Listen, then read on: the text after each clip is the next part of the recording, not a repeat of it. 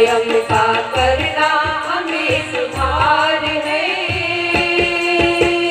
बधाई से गायत्री परिवार है, बधाई से गायत्री परिवार है। ओ गुरु सत्ता का मिला हमें जो प्यार है।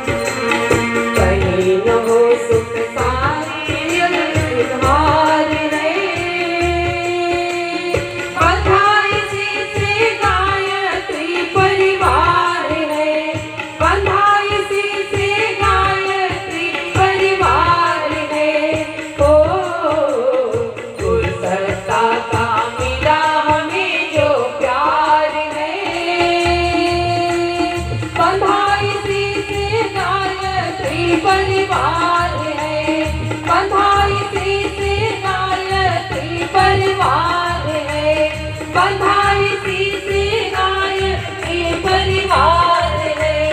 ओ गुरु सत्ता का मिला हमें जो प्यार है।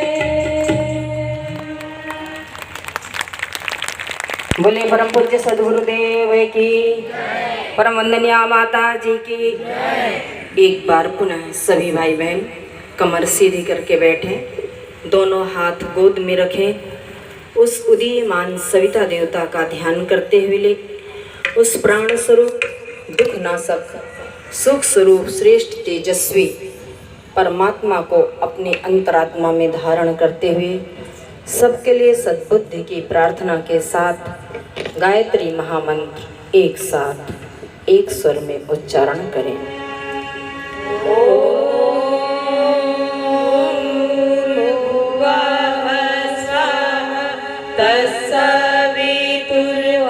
तत्सवितुर्वरेण्यं भर्गो देवस्य धीमहि धियो यो नः प्रचोदयात्। ॐ गुरुर्ब्रह्मा गुरुर्विष्णुः गुरुरेव महेश्वरः गुरुरेव परब्रह्मा तस्मै श्री गुरवे नमः। अज्ञानतिमिरान्धस्य ज्ञानाञ्जनशलाकया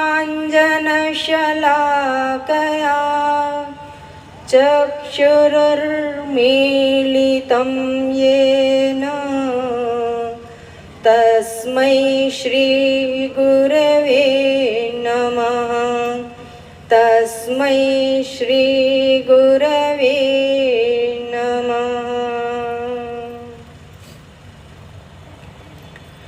परम पूज्य गुरुदेव परम वंदनीय माता जी की सूक्ष्म उपस्थिति में परम श्रद्धेय जी परम श्रद्धेय डॉक्टर साहब के मार्गदर्शन में सम्मानित शांतिकुंज की टोली हमारे पूरे उत्तर प्रदेश के विभिन्न जिले से समन्वयक व्यवस्थापा की दृष्टि से व्यवस्था देखने वाले और कर्मठ सक्रिय जुझारू परम पूज्य गुरुदेव के हृदय में वास करने वाले हमारे ऐसे सभी आदरणीय, सम्माननीय, पूजनीय परम पूज्य गुरुदेव, परम वंदनीय माता जी के प्रिय बेटी बेटे, देवतुल्य भाइयों, शक्ति स्वरूपा माताओं बहनों, भाइयों बहनों,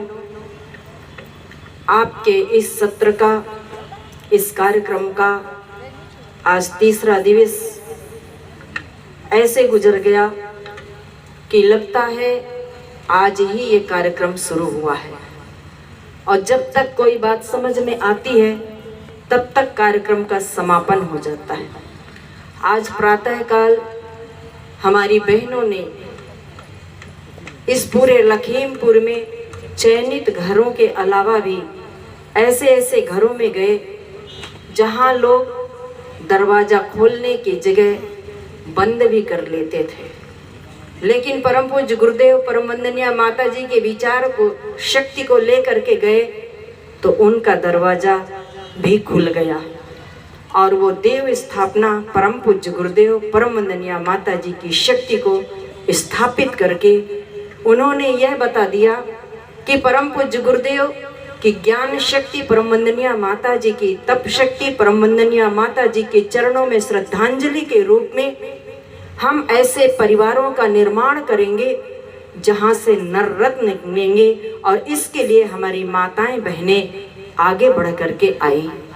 परम पूज्य गुरुदेव ने जिस गायत्री परिवार को बनाया, वास्तव में परिवार क्या है, परिवार की आवश्यकता क्यों है, परिवार का निर्माण सही कैसे किया जाना चाहिए, इसका शुभारंभ कहाँ से होता है, और कैसे उस छोटे से परिवार में रह करके विराट परिवार में हम जा करके वो सब कुछ कर सकें जो आज की आवश्यकता है, मनुष्य जीवन को धन्य सार्थक करने के लिए आवश्यक है।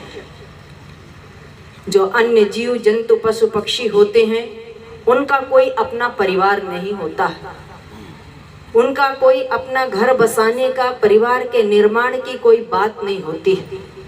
ये किन की बात होती है? ये मनुष्यों के लिए होती है। तो आइए इस विषय पर हम विस्तार से परम पूज्य गुरुदेव, परम वंदनीय माता जी के विचार को, संदेश को सुनने, समझने, जानने का प्रयास करते हैं।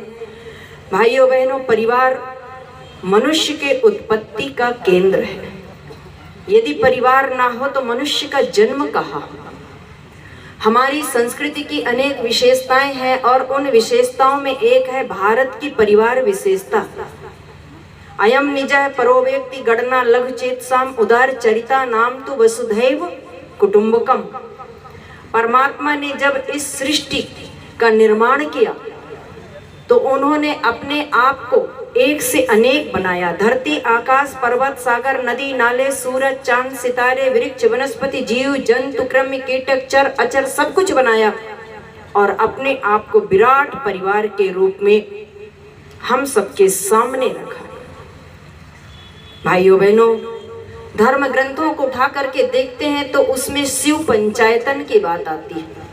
शिव परिवार को शिव पंचायतन, राम परिवार को राम पंचायतन कहते हैं। और शैव, शाक्त, वैष्णव, ऋषि मुनियों का परिवार गोत्र प्रवर के रूप में तो आज भी प्रचलित है। जितने भी ऋषि मुनि महापुरुष अवतार हुए हैं, एक साधारण व्यक्ति से लेकर के उस सत्ता को, भगवान को भी इस धरती पर आना हुआ, अवतार लेना हुआ, तब भी परिवार का आश्रय लेना पड़ा। परिवार ना हो तो परिवार के व्यक्ति के जन्म की कल्पना नहीं की जा सकती। परिवार उसे कहते हैं जहां पर कमियों के साथ जिया जाता है। परिवार में हर तरह के लोग होते हैं, सभी के सोच विचार एक जैसे नहीं होते हैं, क्रियाकलाप एक जैसे नहीं होते हैं, सबकी सामर्थ्य एक जैसे नहीं होती है। कोई कम समझदार होता है, कोई ज्यादा समझदार होता है, कोई स्वस्थ होता है, कोई बीमार होता है, कोई अधिकारी होता है, कोई चपरासी होता है, कोई कमाने वाला होता है, कोई ना कमाने वाला होता है, कोई सबसे बड़े तालमेल के साथ प्रेम से रहता है और कोई हर बात बात पर रूठ जाता है। लेकिन इन सब के साथ रहा जाता है। इसीलिए कहते हैं परिवार कमियों के साथ जिया जाता है।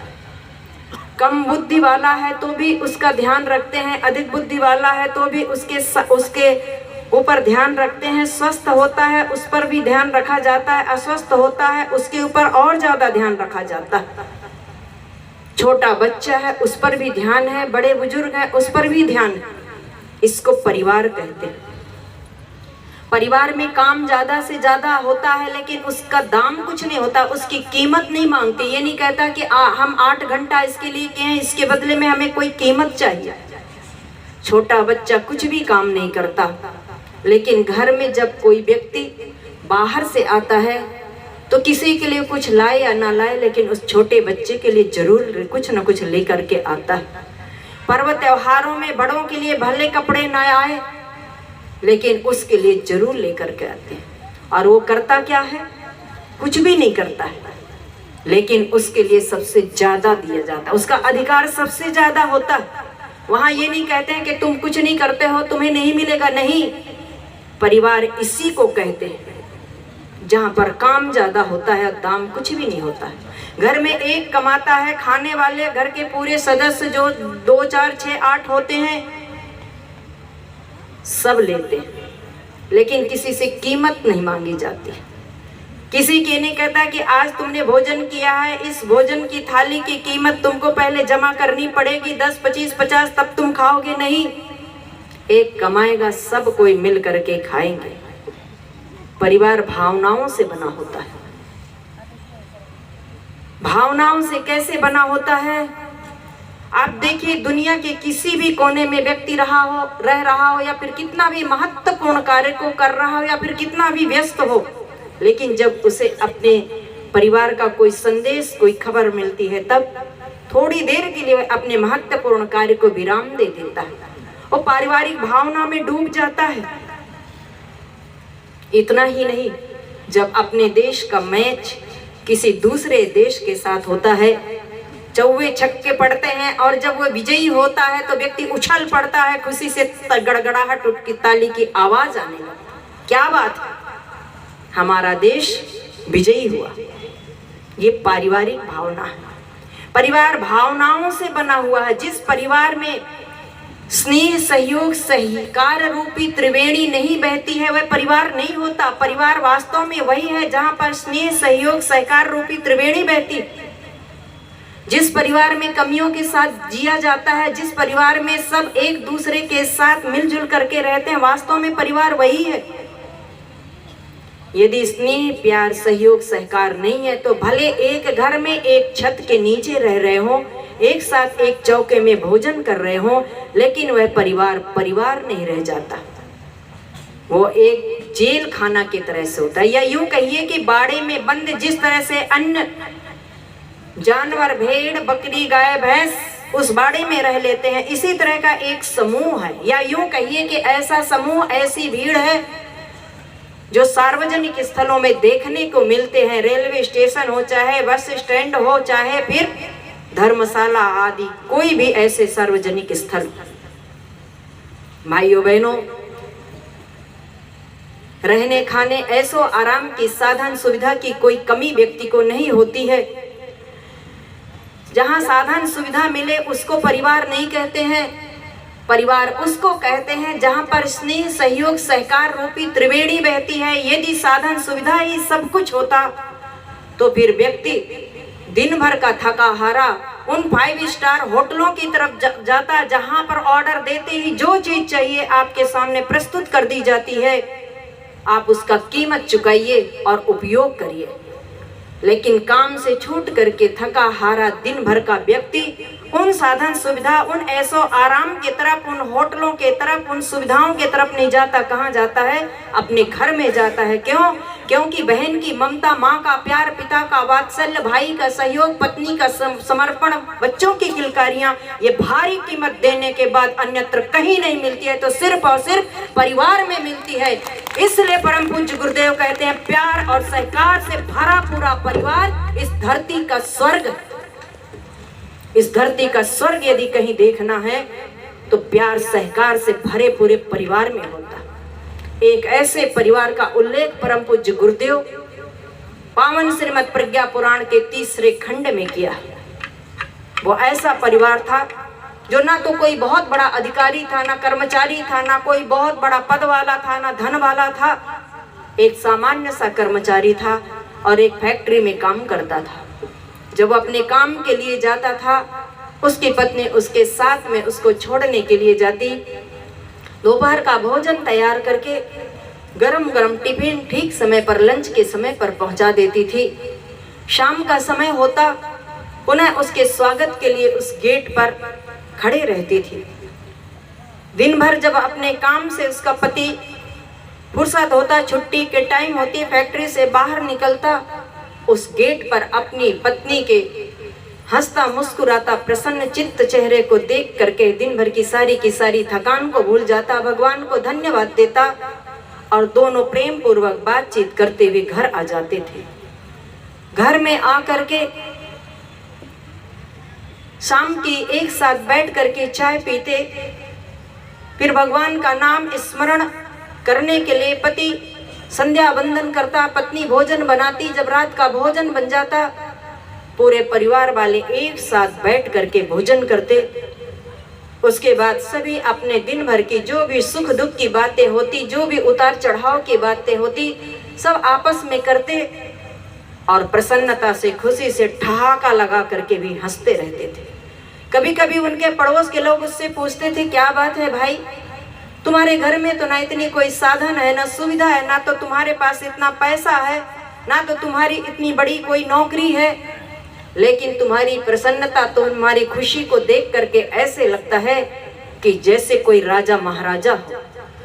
तुम्हारे परिवार वालों की खुशी को देख करके, संतोष को देख करके ऐसा लगता है कि स्वर्ग की सारी खुशियां एक साथ तुम्हारे घर पे उतर आई। आखिर इसका राज क्या है, हमें तो बताओ। हम तो रात दिन अपने परिवार की आवश्यकताओं की पूर्ति करने के लिए लगे रहते हैं, किसी बात की कोई कमी नहीं रखते। बच्चों को भी अच्छे से अच्छे स्कूल में दाखिला दिलाए हैं, जो चीज उनको चाहिए उनको मांगने के पहले पूरा कर देते हैं। फिर भी एक पल की शांति, एक पल का चैन, एक पल का सुकून नहीं, जिसे तुम हर पल हर क्षण अनुभव ही नहीं करते बल्कि उसमें जीते हो। इसका राज क्या? सभी को एक ही जवाब देता था, देखिए हम जो भी अपने परिवार वाले हैं, जो भी हमारे बच्चे घर के लोग हैं, हमें किसी भी प्रकार का कोई अभाव नहीं खटकता, जो भी है उसी में हमें बड़ा संतोष मिलता है। यही कारण है कि हमें किसी भी तरह से कोई एक दूसरे से ना तो शिकायत है और ना तो अशांति है, ना तो संतोष है। प्यार सहकार से रह करके हम सारी की सारी समस्याओं का समाधान कर लेते हैं। भाइयों बहनों, एक दिन की अचानक बात, उनकी जो धर्म पत्नी थी बीमार पड़ गई और वो बीमार इतना ज़्यादा पड़ी कि उस दिन ना तो दोपहर का भोजन बना पाई, ना तो टिफिन पहुंचा पाई। उधर जैसे फैक्ट्री में रोज दिन की तरह लंच की घंटी बजी, सभी कर्मचारी अपना अपना लंच बॉक्स निकाले, भोजन करने लगे, लंच करने लगे। उस कर्मचारी, उस पति ने भी खिड़की के से बाहर गेट की तरफ प्रतिदिन की तरह देखा, लेकिन उस दिन उसकी पत्नी दिखाई नहीं पड़ी।